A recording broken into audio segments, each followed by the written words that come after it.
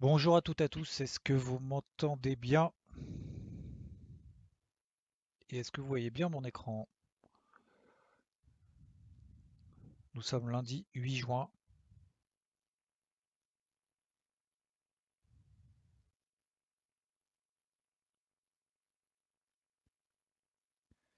Est-ce que vous m'entendez bien? Bonjour Loïs.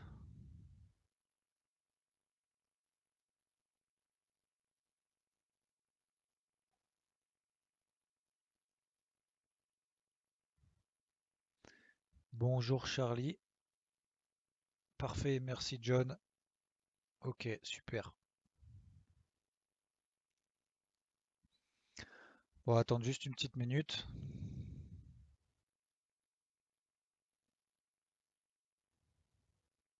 C'est parfait, merci Loïs.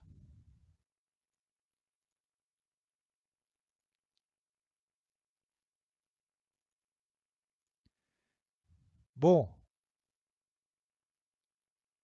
concernant les indices, hein, toujours en lévitation, extrême hausse la semaine passée. Le marché nous en apprend encore tous les jours, tous les ans. C'est assez, assez exceptionnel ce qui s'est passé la semaine dernière. Et nous allons notamment évoquer donc les chiffres de la semaine dernière, que ce soit l'ADP, que ce soit le NFP, ce qui permettra de faire un point quand même sur la situation assez exceptionnelle qu'on est en train de vivre.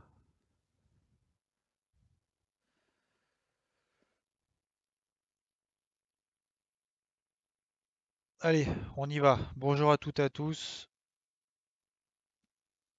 Lundi 8 juin.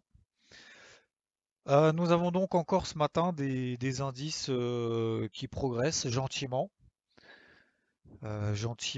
suite à la hausse un peu exceptionnelle, inattendue, incroyable de la semaine passée. Alors ce week-end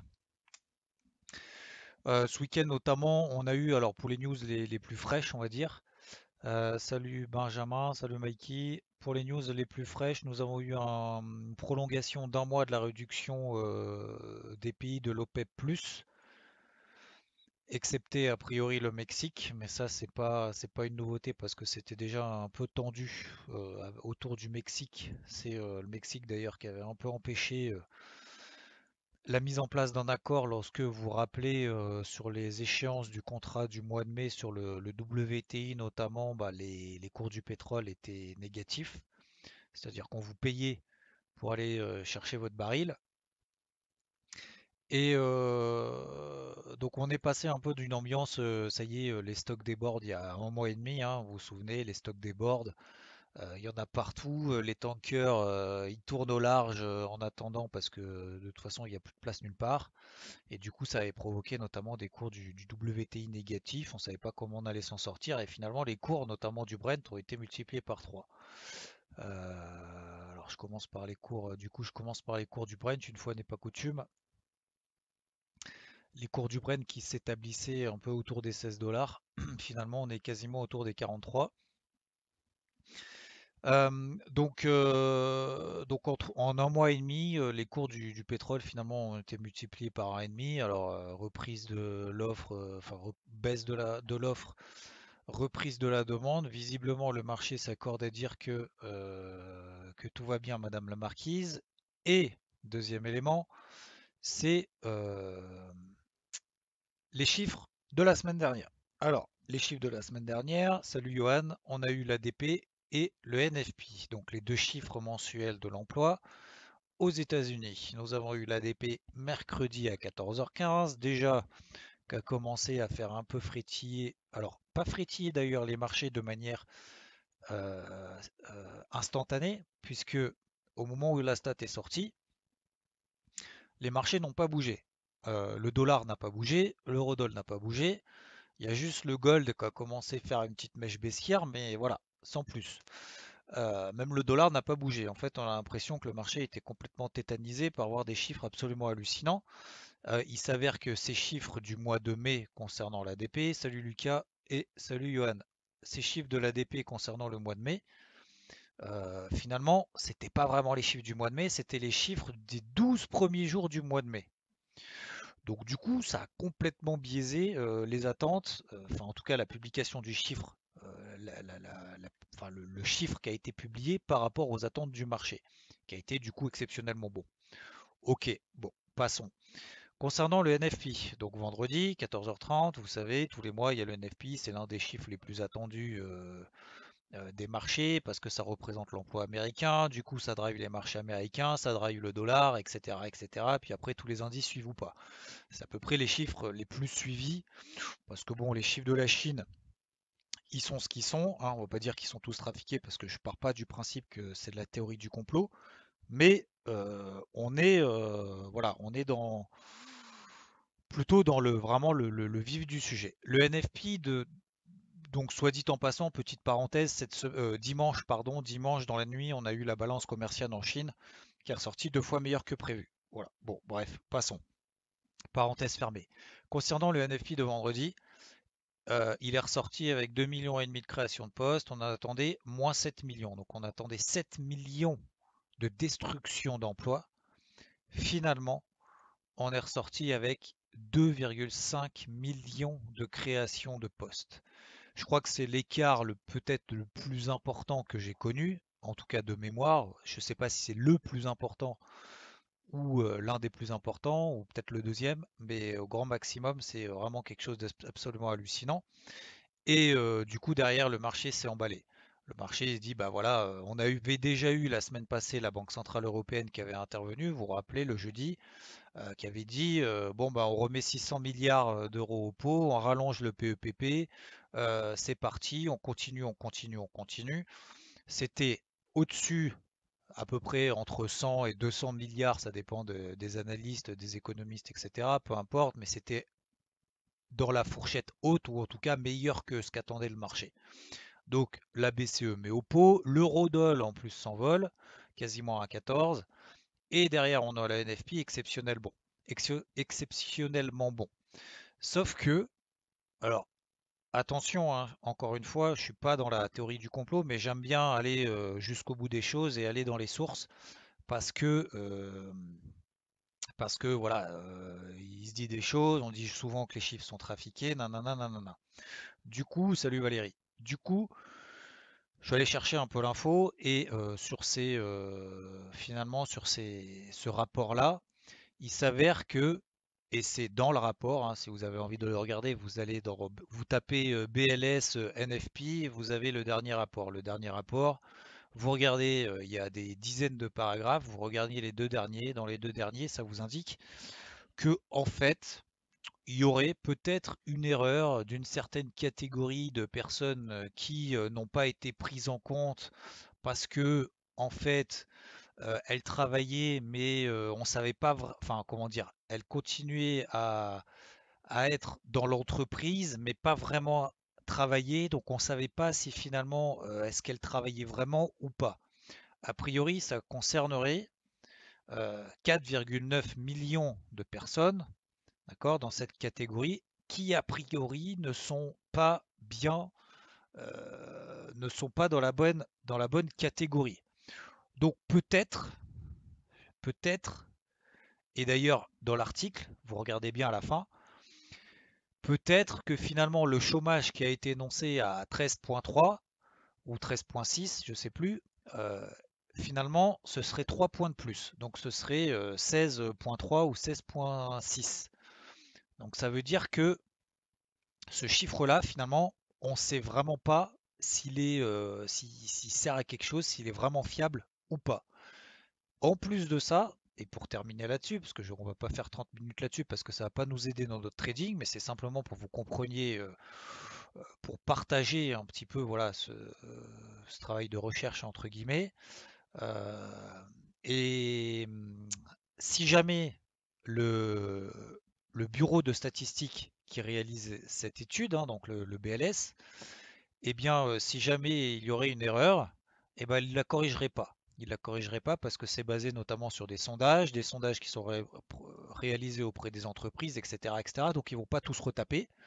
Donc même s'il y a une erreur, à la rigueur d'à peu près de 5 millions de personnes qui sont mal catégorisées dans ce chiffre, et ben de toute façon, ils le corrigeraient pas.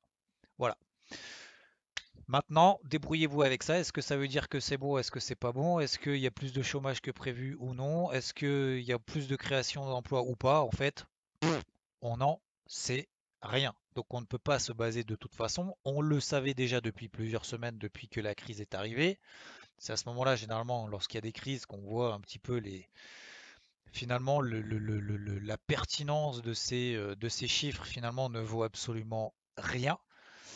Donc que ce soit bon ou pas, peu importe, le marché monte, le marché est monté, le marché continue à monter. Mais voilà, simplement pour vous dire que finalement, on attendait 20% de chômage, il en est ressorti 13,5. Et peut-être qu'en fait c'est plutôt 17, autour de 17. Voilà. Voilà, donc le marché finalement s'est emballé et ça a donné un argument supplémentaire à tout arracher. La BCE continue à injecter parce que la situation n'est pas terrible du tout. Le marché s'en accommode.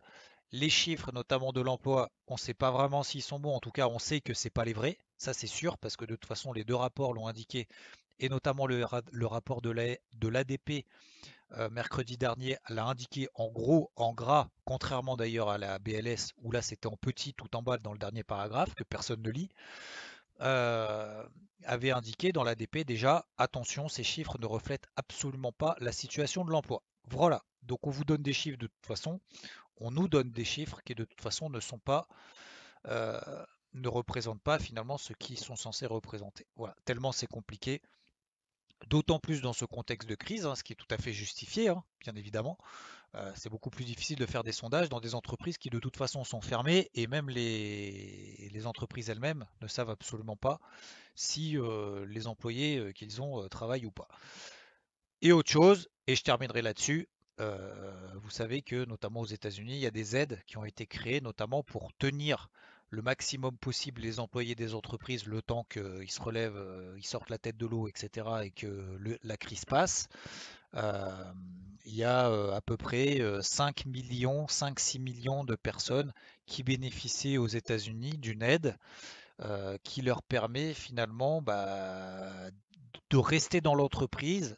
Et du coup, on ne sait pas vraiment est-ce qu'ils travaillent, est-ce qu'ils ne travaillent pas, est-ce que s'il n'y avait pas eu cette aide, est-ce qu'ils se seraient retrouvés au chômage? Très certainement. Donc à la louche, on est à peu près à 10-15 millions de personnes où on ne sait pas vraiment, au moins, hein, bien évidemment, au moins 10-15 millions de personnes dont on ne sait pas si elles font partie ou pas de ce fameux chiffre du chômage. Je rappelle que les chiffres du chômage, notamment aux États-Unis, et je terminerai encore là-dessus, vraiment là-dessus, les chiffres du chômage aux États-Unis, je vous rappelle qu'il est calculé d'une telle manière que si en gros vous postulez à aucun poste pendant 2 semaines, vous sortez de la stat. Donc dans un contexte de crise où c'est quand même compliqué, voilà, de faire des recherches, d'envoyer des CV, machin, etc. Si pendant 15 jours vous ne le faites pas, vous n'êtes plus considéré comme au chômage et vous sortez de la stat. Voilà. Voilà. Donc le taux de participation en tout et pour tout est de 60%. D'accord? Donc ça veut dire qu'il y a 6 personnes sur 10 qui sont en capacité à travailler, donc en âge et en capacité à travailler, il y a 6 personnes sur 10, donc 60%, qui travaillent. Voilà. Parenthèse fermée. Donc on est finalement dans une ascension ici sur les indices américains, enfin sur les indices de manière générale, qui était la semaine dernière, en tout cas me concernant, qui était vraiment imprévisible, surprenante, historique. Ça a surpris beaucoup de monde. C'est aussi d'ailleurs la raison pour laquelle il y a eu une envolée comme ça assez exceptionnelle, parce que ça a surpris un petit peu tout le monde, ça s'est vraiment emballé. Du coup, on revient notamment sur le Nasdaq, vous savez, on a fait des nouveaux records historiques. Sur le SP 500 et sur le Dow Jones, on en est un petit peu plus loin. Le Nikkei, lui non plus, lui d'ailleurs qui surperformait l'ensemble des autres indices. Je vous rappelle que, je vous rappelle que le Nikkei surperformait aussi l'ensemble des indices. Pourquoi? Parce que vous avez la Boje qui rachète directement des ETF. D'accord? Donc en fait, ils achètent, pour faire simple et pour vraiment abréger, euh, la BOJ achète directement des actions sur le marché. Voilà. Et d'ailleurs, certains économistes n'excluent pas à ce que la Banque Centrale Européenne, si jamais, je ne vais pas dire une deuxième vague, mais si jamais on a une deuxième vague baissière, notamment sur les marchés, c'est absolument pas exclu que les banques centrales, notamment, bah, c'est encore un nouveau missile à leur bazooka, rachètent directement, pourquoi pas, des actions. Donc le marché finalement a quand même un biais qui est totalement biaisé de la macro. On le savait et là on le sait encore plus. Donc attention à ces interprétations. Je rappelle notamment que au début de la crise, sur le Dow Jones, je ne sais pas si vous vous en souvenez, mais lorsqu'on était notamment sur les 27 000, c'était le 4 mars ici, sur les 27 000 points sur le Dow, lorsqu'on était ici, eh bien, la Fed avait baissé de 50 points de base ses taux directeurs. D'accord? C'était une baisse surprise, c'était une baisse historique de la réserve fédérale américaine et le marché derrière s'est effondré en ligne droite. Pourquoi? Parce qu'en fait, à ce moment-là, ils se disaient, oulala, si la Fed commence à baisser de manière très très forte, il y a des choses qu'on ne sait pas. Finalement, la situation est beaucoup plus terrible qu'on ne pensait, puisque les marchés n'avaient quasiment pas baissé. Enfin, entre guillemets, on était habitué à peu de volatilité. Vous avez vu hein, les bougies, les toutes petites bougies daily, il se passait quasiment plus rien. On faisait à chaque fois des nouveaux records historiques sans vraiment accélérer. Derrière, on perdait 600-700 points. Finalement, après, on essayait de rattraper un petit peu tout. On faisait des nouveaux records historiques. Derrière, on fait une grosse baisse. Là, on se dit, bon, ok, finalement, c'est une grosse grippe. Et derrière, la Fed qui baisse ses taux de 50 points de base, c'était le drame. Et puis derrière, après, tout s'est accéléré. Et là, maintenant, voilà, c'est un petit peu l'inverse. Donc, me concernant, j'estime que après une telle hausse, oui, on peut se dire, bah tiens, on l'a loupé, peut-être on l'a loupé, peut-être on l'a pas loupé, peut-être on s'est mis en face, et c'est tout à fait justifié au vu d'ailleurs de la configuration que ce soit des indices, mais également économiques et macroéconomiques, même microéconomiques. Hein. Je vous rappelle que les sociétés ont abandonné leurs perspectives annuelles parce qu'elles n'ont absolument aucune visibilité, et c'est aussi la raison pour laquelle j'estime que même si les publications d'entreprises sont passées, de toute façon, les publications trimestrielles là qu'on a eues, finalement, veulent pas dire grand-chose. En fait, ça permet tout simplement de se dire, tiens, il y a des boîtes qui sont un peu plus solides que d'autres, mais au final, c'est normal que tout soit dégueu. Donc, même des mauvais chiffres, finalement, le marché s'est dit, ouais, on est au courant que c'est des mauvais chiffres, donc de toute façon, qu'est-ce que tu veux? Le but, c'est pas de dire oui, des chiffres sont mauvais, c'est de savoir si demain ce sera bon ou pas. Et demain, bah, c'est dans un trimestre. Dans un trimestre, les publications d'entreprise, là, dans une logique de déconfinement, dans une logique où, a priori, il y a des créations d'emplois qui sont réalisées, et tant mieux si c'est vrai, mais c'est à ce moment-là qu'on signera le fait que, bah oui, ce qu'on a vécu finalement, c'était peut-être la crise la plus grave depuis la Grande Dépression, la plus rapide, et en tout cas, peut-être potentiellement la plus rapide qu'on ait connue. Parce que derrière, je vous rappelle, lorsqu'on a eu les dernières crises, on a mis plusieurs années, voire dans certains cas plusieurs dizaines d'années, avant de pouvoir s'en remettre. Là, on s'en est remis en même pas 2 mois, quoi. Voilà. Alors tant mieux, encore une fois, si c'est vrai, mais les publications d'entreprise nous donneront peut-être la vérité parce que bah, on voit que les chiffres macro finalement ne veulent absolument rien dire. Donc maintenant nous allons passer un petit peu des configs et les plans peut-être de la semaine. Le timing, j'estime, il n'est pas acheteur, même si ça continue à monter, le timing n'est pas acheteur. Pourquoi? Parce que notamment si je prends ici le CAC 40, alors je suis sur le DAX, sur le CAC 40 ou d'ailleurs sur l'ensemble des indices, c'est grosso modo la même chose. On est au-delà des bandes de Bollinger. Je vous rappelle que les cours évoluent dans 95% du temps dans les bandes de Bollinger. Et vous voyez que ça fait maintenant plusieurs jours. On gap, ça monte, on gap, ça monte, on gap, ça monte, etc.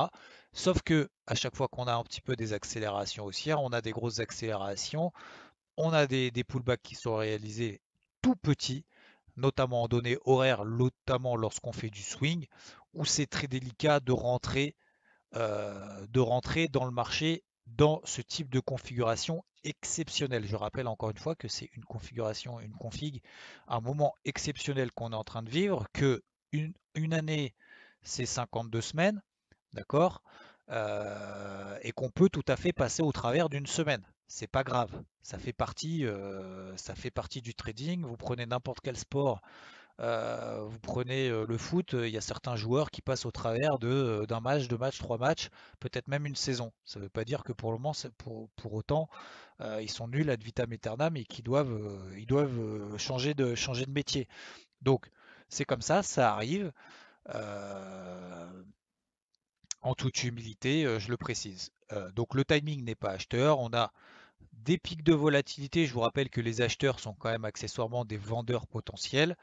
Attention à la moindre étincelle, parce que là la machine est quand même très bien rodée. Attention quand même au moindre grain de sable s'il devait nous sortir un petit peu quelque chose. Pour le moment, on navigue donc au-dessus des bandes de Bollinger dans une situation vraiment tendu et dans le bon sens du terme, hein. C'est une situation tendue mais dans le bon sens du terme. Il y a l'élastique qui est en train de se tendre. On peut peut-être considérer qu'ici on a fait un excès baissier. On est peut-être en train de réaliser un excès haussier. Là pour le moment, c'est pas de l'analyse, c'est simplement de la prédiction. On n'en sait rien pour le moment. Ce qui est certain, c'est que là, maintenant, acheter là, en termes de timing d'intervention, c'est pas terrible. Donc autant peut-être attendre des replis et également la matérialisation et la construction de zones de support. Pourquoi? Parce qu'en fait là pour le moment, dans la mesure où on a une espèce d'exponentielle qui est en train de se créer là, finalement des zones support, on n'en a pas tant que ça. D'ailleurs les zones de résistance étaient quand même très légères puisqu'on était rentré en mode on fait un trou sur le marché. Du coup, on avait des grosses résistances qui avaient été construites pendant plusieurs semaines, je vous rappelle pendant 2 mois ici. Là, ok, c'est une grosse zone de résistance, on la travaille, etc., etc. Et après, je vous rappelle ici qu'on a commencé à chercher des achats ici par cette bougie impulsive qu'on avait donnée, qui avait retourné finalement la psychologie. Et à ce moment-là, anticipation de traction par le haut, etc., jusqu'à 4008, entre 4008 et 5100. Là, on est affaire à un marché complètement déjanté. Donc pour le moment, finalement, on n'a pas de support tangible plus que ça. On est obligé de se référer aux bougies qui ont été ouvertes généralement en gap, les gaps successives, une fois, deux fois, trois fois, cinq fois, 10 fois, avec des open en extrême. Et finalement, ces supports-là n'ont été testés que c'est même pas, ils n'ont même pas été testés. C'est-à-dire qu'en fait, on a ouvert sur ces zones-là et derrière ça a gapé et derrière ça a accéléré.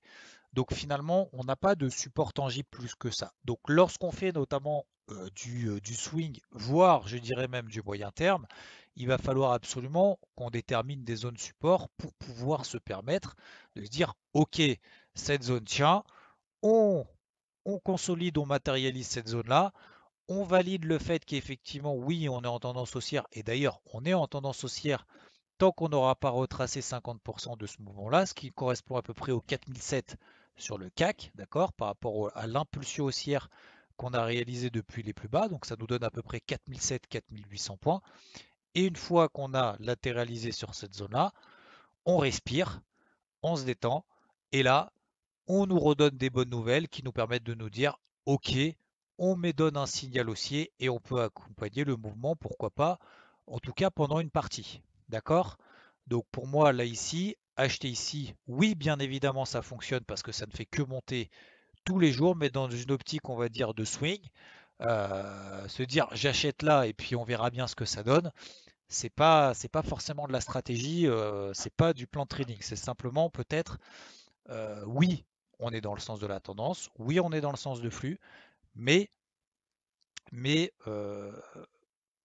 c'est pas dans une logique, encore une fois, de méthode d'intervention précise, c'est simplement de se dire, bon, ça monte, je me mets dedans, et puis on verra bien où est-ce que le train nous emmène. C'est sauter dans un train, finalement, qui nous amène, bah, on ne sait pas trop, et de se dire, bah tiens, tout le monde est dedans, enfin, en tout cas, a priori, tout le monde est dedans, on ne sait même pas ce qu'il y a dedans d'ailleurs, et on ne sait même pas quelle direction il prend.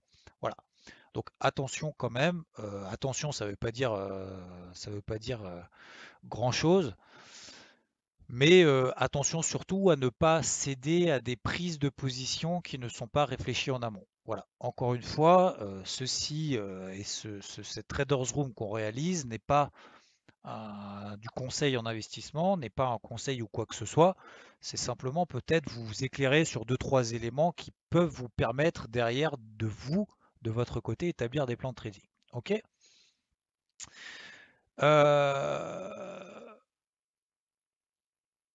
alors, très précisément, bon, cette semaine, on a quelques publications, notamment le FOMC, notamment la confiance des consommateurs, etc., etc.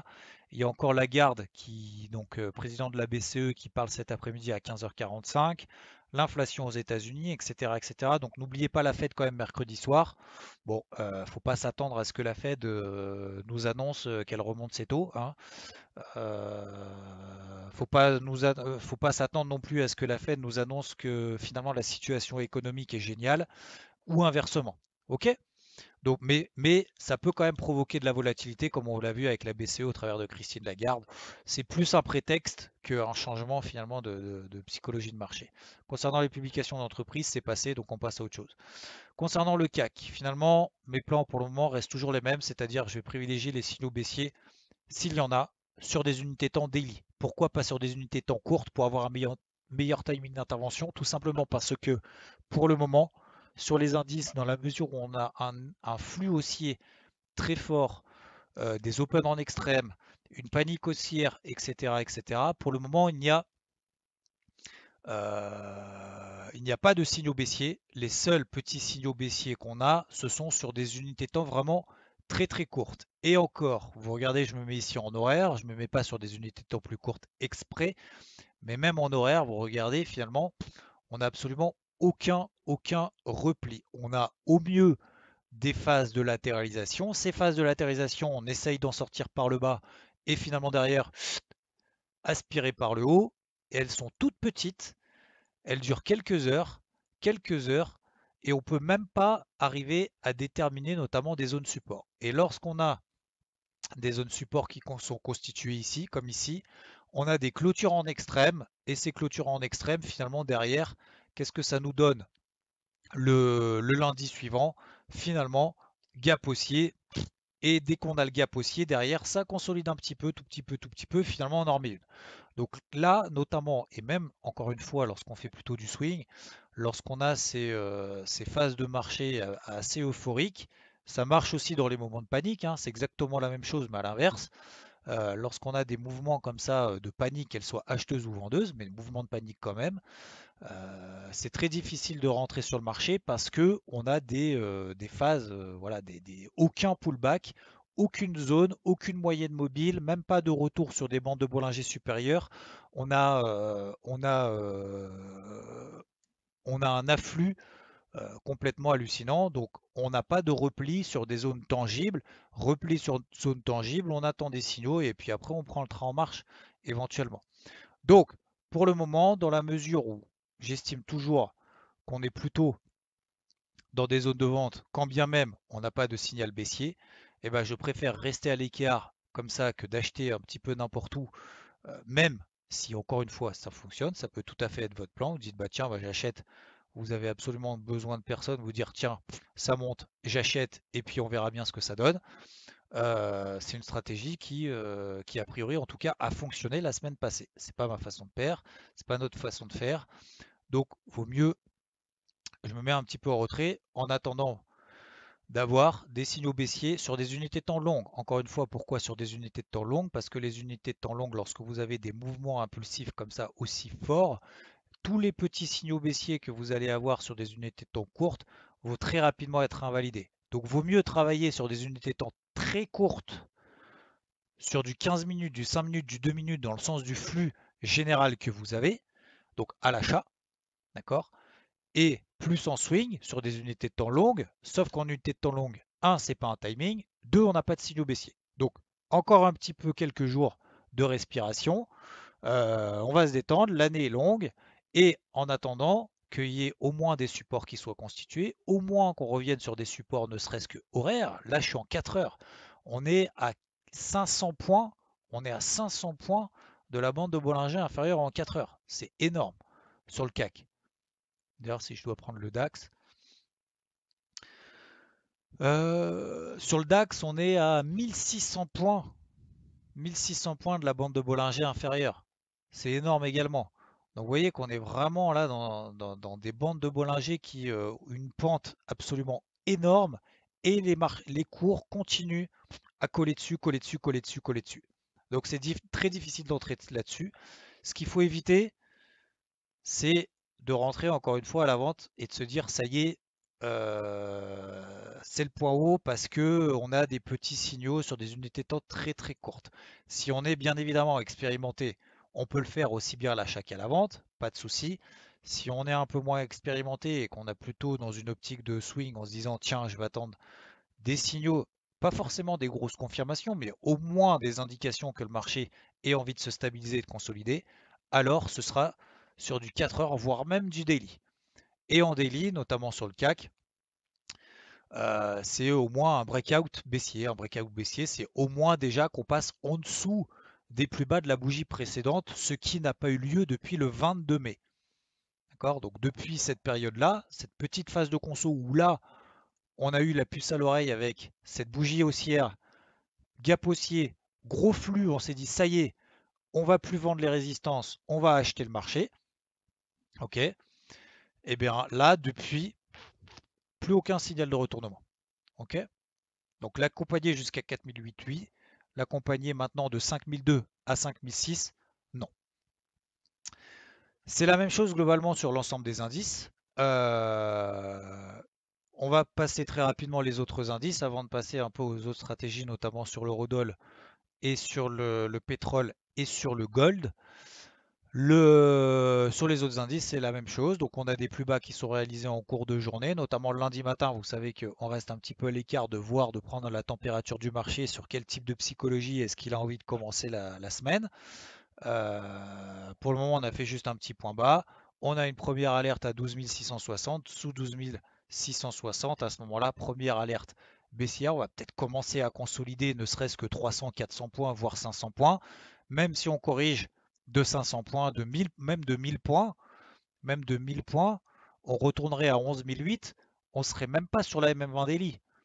Donc, c'est pas forcément déconnant de consolider de 1000 points, ne serait-ce que pour respirer. Et une fois qu'on aura cette phase de consolidation qui aura lieu, on pourra déterminer ici un socle, un support qui serait constitué à court terme, ce qui nous permettrait après en horaire de reprendre des signaux de manière un petit peu plus normale. Encore une fois, on est dans une période anormale dans laquelle il va falloir s'adapter. Le Nikkei, il fait que des bougies vertes depuis maintenant quelques jours, depuis 2 semaines. On en avait déjà parlé. Comme dit Jérôme, effectivement, il faut avoir la foi. Attention, attention, encore une fois, enfin, concernant vraiment, j'avertis là-dessus, et je peux tout à fait me planter. Et la semaine dernière, je me suis complètement passé à travers. Attention à pas acheter. C'est de la même manière, d'ailleurs, de manière générale, mais encore plus maintenant, parce que au vu de de ce dont on a parlé tout à l'heure, euh, des chiffres pas trafiqués, oui, enfin plus ou moins trafiqués, à l'insu de leur plein gré, les chiffres sont trafiqués, mais peu importe, ça ne représente pas la situation réelle. Encore une fois, tant mieux si c'est le cas. Le but, c'est pas de se dire vite, il faut absolument que ça crache parce que c'est pas possible. Le but, c'est simplement d'essayer au moins de comprendre ce qu'on fait un minimum, même si la macro n'est pas représentative du marché. Mais voilà, une telle hausse violente, alors qu'il y a 3 semaines, on disait c'est la plus grave crise, il va y avoir du chômage comme sur la Grande Dépression, et finalement on en sort des chiffres absolument très très bons. Mais ces chiffres très très bons, les statisticiens qui réalisent la stat eux-mêmes le disent par eux-mêmes, que c'est quand même bon. Hein, les chiffres ils sont ce qu'ils sont, mais il faut pas trop y prêter attention quand même, parce qu'en fait on n'en sait rien. Ok? Donc attention quand même. Mais oui, on peut continuer comme ça, mais après de manière avec une frénésie comme ça acheteuse, ça tiendra pas très longtemps. Voilà. On peut pas continuer comme ça à injecter des centaines de milliards toutes les semaines, de continuer à trafiquer les chiffres, ou finalement bah, la réalité de la situation, encore une fois, on la saura véritablement pour moi dans les chiffres des entreprises dans 3 mois. Alors d'ici 3 mois, on va pas attendre 3 mois, mais voilà, le timing pour le moment est absolument pas acheteur pour moi, mais voilà. Donc je relève finalement mes alertes au fur et à mesure sous des niveaux daily, tout simplement, calmement. Si on a une stratégie acheteuse, eh ben on achète sur des unités de temps très courtes, ça fonctionne très bien. Par contre, ça veut dire que voilà, on invalide rapidement, on fait des petits écarts Dans le sens du flux, à l'achat, ça marche très bien. À la vente, c'est beaucoup plus compliqué parce que tous les petits signaux vendeurs qu'on a finalement sont rapidement invalidés on se fait stopper régulièrement. Et si on veut plutôt mettre en place une stratégie de vente ou de couverture de manière générale, ou de se dire j'attends des replis et en même temps j'ai envie plutôt d'exploiter en repli, oui, mais uniquement sur les unités de temps daily, éventuellement sur du H4, mais pas en dessous. Parce que le flux est trop fort sur des unités de temps notamment H4. J'aimerais également vous partager très rapidement sur les indices, notamment sur le dos. Ça, c'est ce que j'avais déjà partagé la semaine dernière. Ok. Pourquoi pas la borne haute de scan à l'ascendant. Alors attention, j'en ai pas profité ici en swing. Hein, je préfère vous le dire en toute transparence. On arrive sur les plus hauts ici des 27 000, des fameux 27 000 lorsque la Fed avait baissé ses taux de surprise de 50 points de base. Et derrière, finalement, le marché s'est dit, oula, il y a une couille dans le potage. Euh, Et on revient sur cette petite zone de résistance qui avait été construite début mars, au tout début de la crise. Et on revient sur la borne haute de ce canal ascendant qui relie quelques points en bas et en haut. Ok. Pour le moment, ça ne veut rien dire, mais on n'est clairement pas dans une zone d'achat. On n'est clairement pas dans une zone d'achat ici. Voilà. Donc je vais surveiller. Si jamais j'ai des signaux baissiers, notamment en daily, eh ben j'irai. Et puis si le marché a envie de monter comme un âne tout en haut, eh ben il faudra passer sur des unités de temps courtes et privilégier des achats sur des unités de temps courtes. Le SP500, on est passé au-dessus de ma zone de résistance, on a tout éclaté. Et une fois qu'on est arrivé sur cette zone de résistance, vous avez vu, aucun signal baissier pour le moment. Donc je relève pour le moment mes alertes au fur et à mesure que les jours passent. Ok. Concernant maintenant le pétrole, vous avez vu tout à l'heure, il y a une alerte qui a sonné. Le pétrole, c'est à peu près la même chose, même s'il y a une une prolongation de la réduction des quotas de production des membres de l'OPEP plus ce week-end. Ça n'a pas provoqué d'ailleurs plus de volatilité que ça. On a plutôt l'impression que le marché vend la nouvelle, a acheté la rumeur et vendu la nouvelle. Les cours du pétrole repassent rouge. Tant qu'on n'a pas corrigé au moins 50% de la dernière bougie daily, c'est-à-dire à peu près ici sur le Brent à 40, 40 et demi, sur le WTI c'est la même chose. Je relève au fur et à mesure mes alertes et si j'ai un breakout baissier, parce que vous avez vu qu'on n'a pas eu de breakout baissier depuis un moment, on avait une grosse zone de résistance d'ailleurs qui avait été travaillée quelques jours, notamment sur le Brent ici, c'était une belle zone de résistance. On a eu des tout petits signaux et finalement derrière, hausse larvée. Donc attention, on est sur les bandes de Bollinger supérieures également. Je place mes alertes éventuellement en daily. Si jamais, on ne sait jamais, si jamais il se passe quelque chose. J'ai pas envie d'acheter le pétrole à 42 pour viser 70. Voilà, parce que j'estime que le contexte et le contexte et d'un point de vue technique, c'est pas intéressant là maintenant. Ok. Voilà. Après, on n'est pas obligé, bien évidemment, de partager tout ça.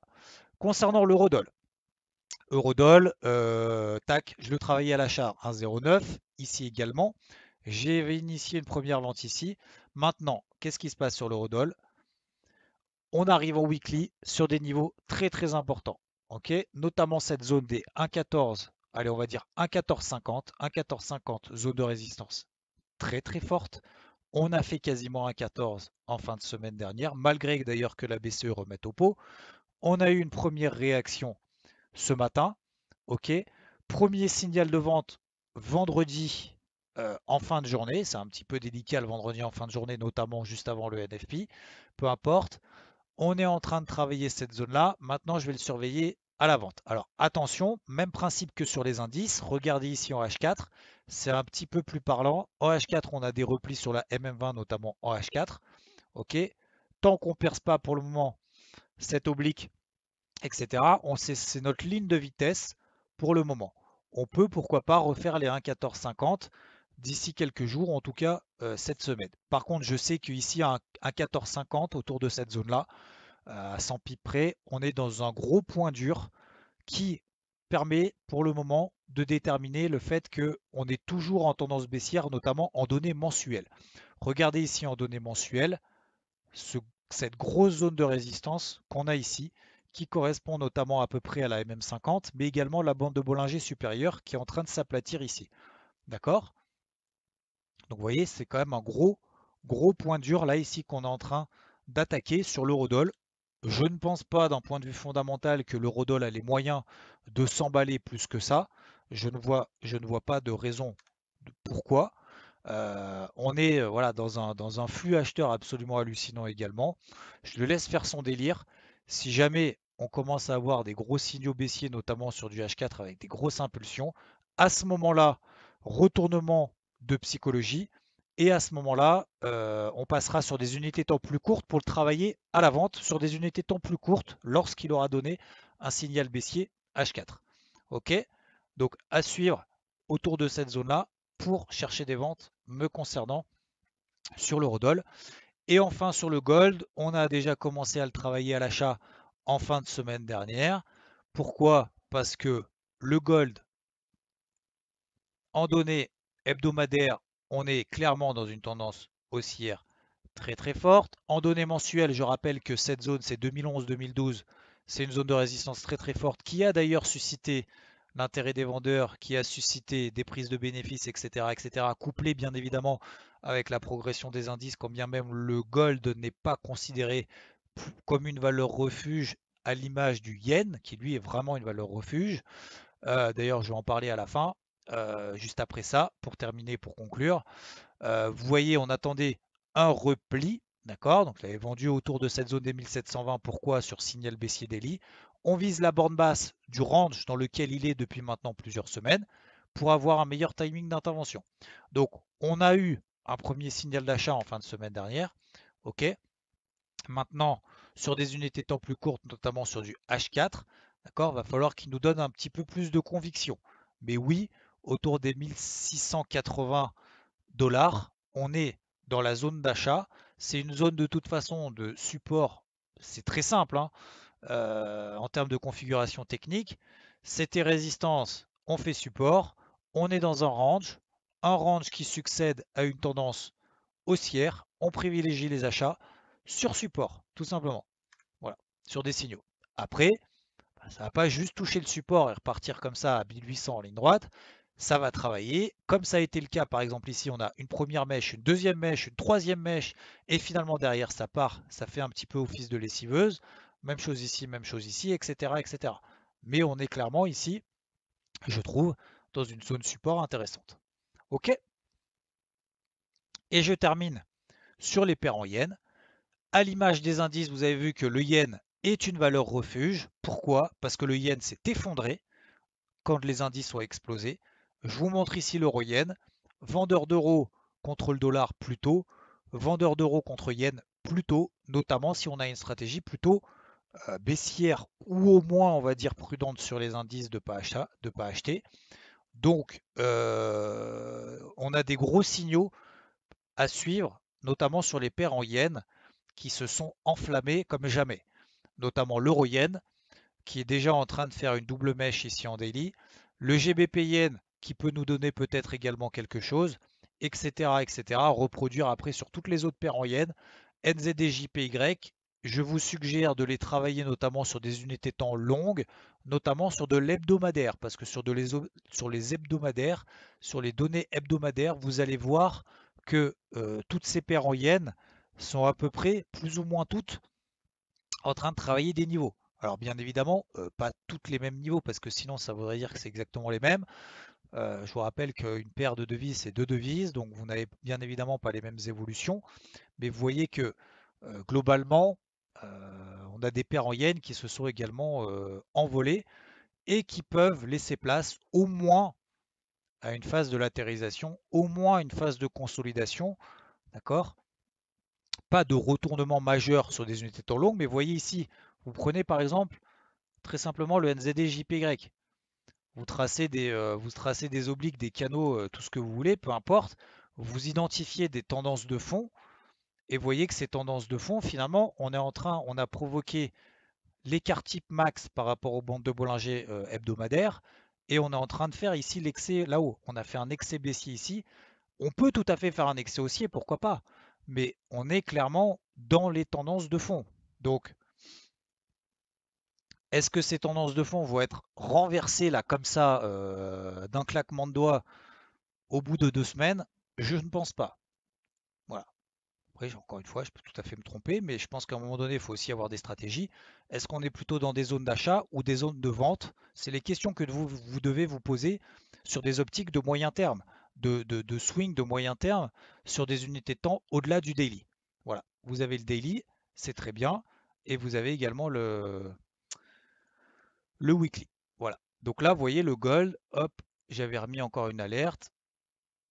Je vous rappelle qu'il y a Christine Lagarde qui parle tout à l'heure à 14h30. Il y a les indices US qui vont ouvrir dans 20 minutes. Donc à suivre ces différentes stratégies. Voilà pour moi cette semaine. J'espère que tout va bien de votre côté. Je vous souhaite une très bonne journée, une très belle semaine et je vous dis à plus tard. Ciao, ciao.